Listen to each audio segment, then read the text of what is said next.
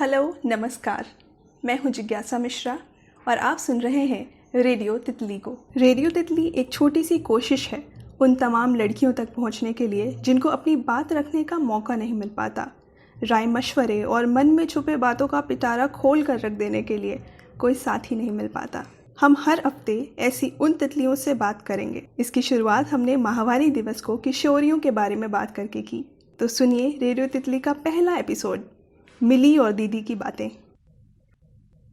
प्यारी मिली, अभी तक तुमने ये फ़ोन चार्ज कर लिया होगा जो मैं तुम्हें दे के आई थी। मिली, अब जो हम बात करने जा रहे हैं ना, वो सिर्फ तुम्हारे मेरे बीच रहेगी। हाँ, माँ पापा को मैंने इस बारे में बता दिया है और वो भी जानते हैं कि ये तुम्हारे फ़ायदे के लिए है और तुम इसका सिर्फ सही इस्तेमाल करोगी। मैं नहीं चाहती थी कि तुम्हें कभी भी ऐसा लगे कि सबके पास फ़ोन है और तुम्हारे नहीं। मैं बिल्कुल नहीं चाहती थी कि मेरी मिली को कभी भी किसी चीज़ जानकारी से पीछे रहना पड़े और या फिर उसकी पढ़ाई ख़राब हो, लेकिन ये फ़ोन तुम्हारी पढ़ाई में मदद करे ये ज़रूर चाहती थी।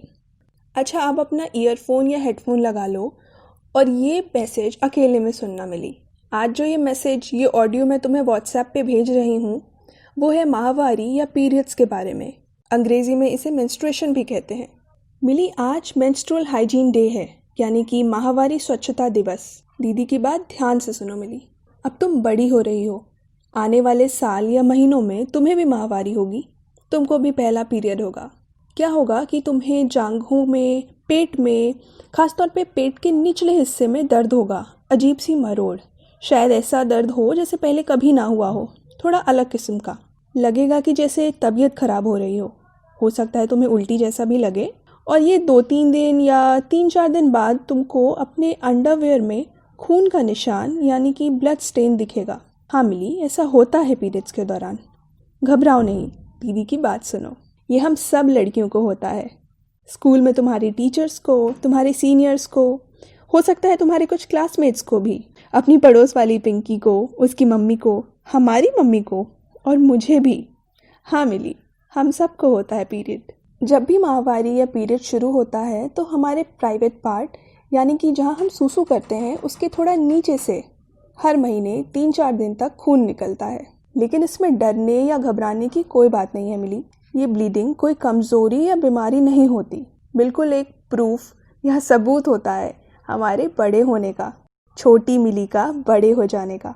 सुन रही हो ना, घबरा तो नहीं रही? मैं हूँ तुम्हारे हर सवाल का जवाब देने के लिए, बिल्कुल याद रखना। और मैं समझती हूँ तुम्हें। जो सारी बातें तुम अभी सोच रही हो ना मिली, मेरे भी दिमाग में आती थी जब मैं तुम जितनी थी, छोटी सी, प्यारी सी। लेकिन पता है, मेरे पास तो कोई बड़ी बहन थी ही नहीं जिससे मैं अपनी मन की बात कर सकूं, सवाल पूछ सकूं। पर तुम्हारे पास तो मैं हूँ। मिली, पीरियड्स के बारे में एक बात बताऊं, ये ना एक फिक्स्ड एज या किसी तय उम्र में नहीं आता। किसी को 12 साल में होता है, किसी को 13, किसी को 9 में भी हो सकता है। और जैसे मुझे 11 साल में हुआ था पहली बार, और जब मुझे पहला पीरियड हुआ मैं भी डर गई थी। किसी को भी डर लगेगा भाई अपने अंडरवेयर में खून का निशान देख के, क्योंकि मुझे तो इस बारे में किसी ने कुछ बताया ही नहीं था। तुम्हें भी आने वाले वक्त में पीरियड आएगा मिली, और मैं चाहती हूँ कि मेरी मिली को पहले से ही इस बारे में सब पता हो। इसीलिए तो भेज रही हूँ ये मैसेज तुम्हें। पहले पीरियड के वक्त तुम मम्मी से खुल के बिना डरे बात करना। उन्होंने भी अपनी मम्मी से, मतलब हमारी नानी से बात की थी, और मम्मी तुम्हें पैड या सूती का साफ कपड़ा देंगी जो तुमको फोल्ड करके अपनी अंडरवेयर में लगाना होगा।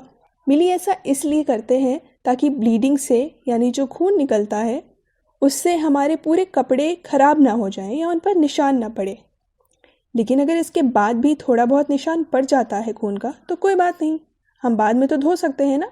तो याद रखना कि पीरियड्स के वक्त हमेशा साफ कपड़ा इस्तेमाल करेंगे हम, और फिर उसको अच्छी तरह धोकर धूप में ही सुखाएंगे हर इस्तेमाल के बाद। मिली, प्राइवेट एरियाज सेंसिटिव होते हैं हमारे, इसलिए सफाई का खास ध्यान रखना होगा।